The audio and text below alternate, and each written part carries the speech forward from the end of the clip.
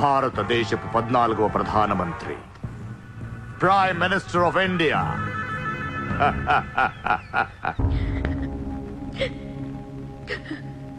నేను నీలాగే ఏడ్చాను. 14 ఏళ్ల వయసులో ఇంతకంటే ఎక్కెక్కేడ్చా. అమ్మా నాన్న అమెరికాలో ఉండేవారు. నేను అక్కడే పుట్టా. మా నాన్న అక్కడ పెద్ద బిజినెస్ మ్యాన్. బిజినెస్లో సంపాదించిన డబ్బంతా పట్టుకొని పుట్టిన ఊరికి ఏదైనా చేద్దామని ఇక్కడికి వచ్చాం. అక్కడ మా నాన్న ఒక లోకల్ లీడర్ని కలిశాడు. వాడి పేరు జయదేవ్. ట్రస్ట్ ఓపెన్ చేస్తున్నాను మా అమ్మ నాన్నలు నమ్మించి డబ్బంతా దోచుకొని నిర్దాక్షిణంగా చంపేశాడు.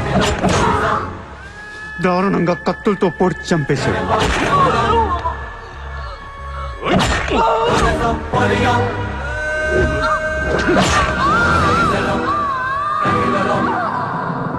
కాకి బట్టలేసుకున్న ప్రతి వాడి కాళ్ళు చేతులు పట్టుకొని బతిమాలను. ఎవ్వడు నన్ను పట్టించుకోలేదు.